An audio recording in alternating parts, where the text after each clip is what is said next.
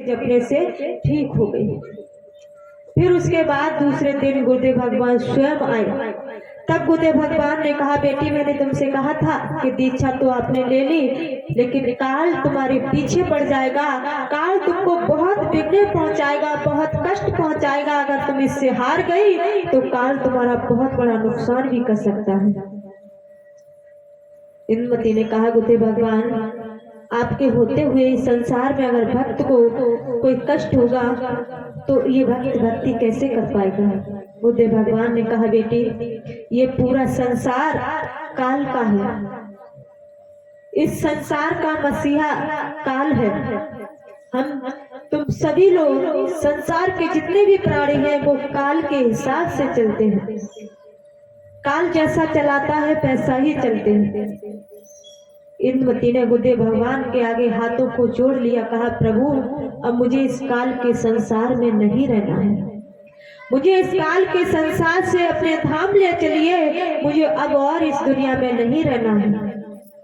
गुरुदेव भगवान ने कहा, बेटी अभी तो तुम्हारी उम्र बहुत बड़ी हुई है, तुम लगभग 45-50 साल की हुई हो, अभी तो काफी उम्र है और इतनी उम्र में मैं तुम्हें नहीं ले जा सकता हूँ। इंद्रमती ने इनकार कर दिया कि मुझे इस काल की नगरी में नहीं रहना है, इस काल के संसार में नहीं रहना है, काल के बंधन में नहीं रहना है। इसलिए हे गुरुदेव भगवान जो भी मेरी उम्र बची है मुझे उस उम्र को मेरी इसी उम्र में पूरा कर दीजिए, मुझे अपने निज धाम ले चलिए।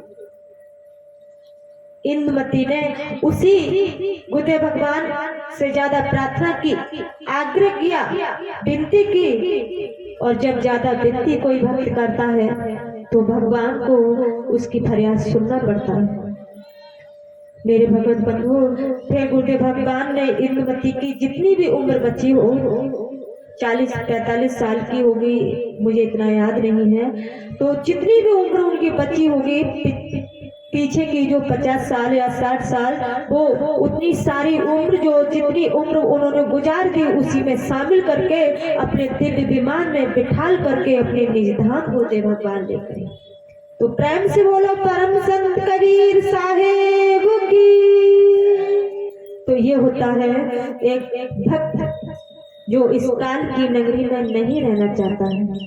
हम लोग काल की नगरी में रह रहे हैं, काल के हिसाब से चल रहे हैं, काल जैसा चलाता है हम वैसे चल रहे हैं। अगर उनसे छुटकारा पाना चाहते हो तो आप लोगों से मेरे हाथ जोड़कर विनती है, हम आप लोगों से ये नहीं कहेंगे कि आप भेष धारण कर लीजिए, अपनी घर गृहस्थी को छोड़ दीजिए, अपना परिवार छोड़ दीजिए, अपनी नौकरी छोड़ दीजिए, अपनी जो खेतों पर आप कार्य कर रहे हो उसको सबको छोड़ दीजिए, या गुरुदेव भगवान के चरणों में धन को लुटा दीजिए। किसी चीज की कोई जरूरत नहीं, सिर्फ आपके अंदर जो मन मंदिर है वो बंद पड़ा हुआ है उसको खुला लीजिए, और सद्गुरुदेव भगवान उसको जब खोल देंगे तो आप अपने घर पर बैठ करके नित्य उसका अभ्यास कीजिए। रोजाना जब अभ्यास करोगे तो पुनः हो सकता है प्रभु की कृपा हो जाए, मुझे मनुष्य का शरीर मिल जाए। और काल से अगर आप डरते रहोगे तो हो सकता है काल के डर से ही हम लोग 84 लाख योनियों में, यानी पशु पक्षी जानवर कीड़े मकोड़े किसी भी योनि में, पेड़ पौधे किसी XYZ जितने भी संसार में कीड़े मकोड़े हैं, पशु पक्षी हैं, जानवर हैं, किसी भी योनि में मुझे पहुंचा दिया जा सकता है। इसलिए मेरे भगत बंधु, गुरुदेव भगवान ने एक भजन में किस प्रकार से बताया है, कहते हैं क्या,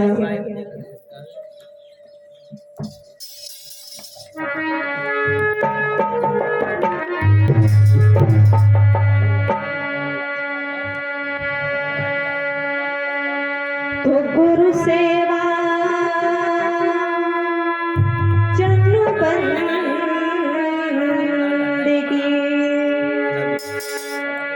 और हरि सुमिरन बहरा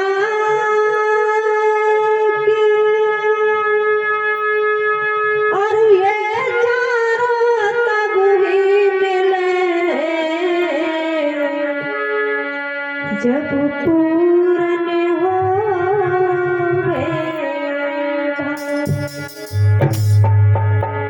गुरु की सेवा संत जनों की बंदगी, हरि का सुमिरन, वैराग्य उत्पन्न होना, ये चार फल हमें कब प्राप्त होते हैं? जब हमारे कोई पिछले पुण्य जाग जाते हैं।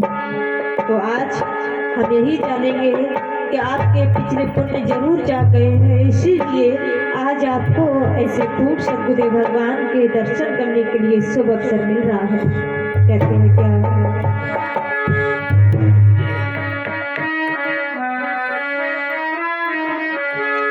कि जगत में चैन नहीं इंसान, जगत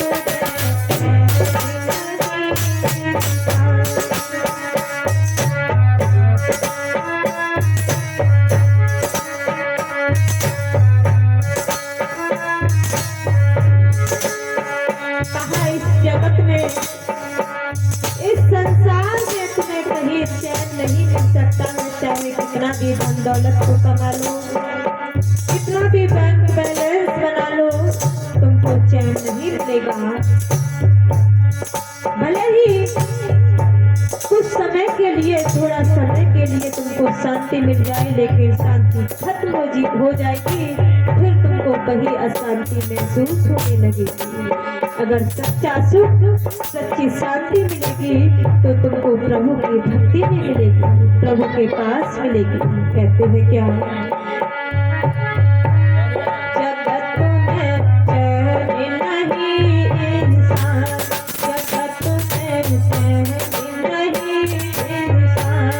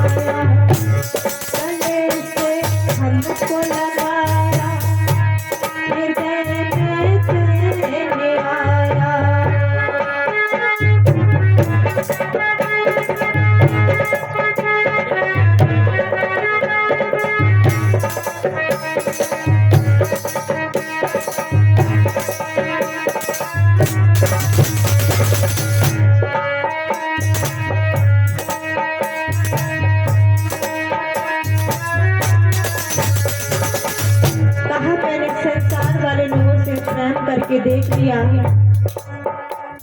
जितना मैंने संसार वाले लोगों से प्रेम किया तो मुझे कष्ट के सिवा कुछ नहीं मिला। लेकिन जब मैंने सद्गुरुदेव भगवान के चरणों में प्रेम किया तो मुझे वो सच्चा आनंद, सच्चा सुख प्राप्त हुआ। और कहते हैं क्या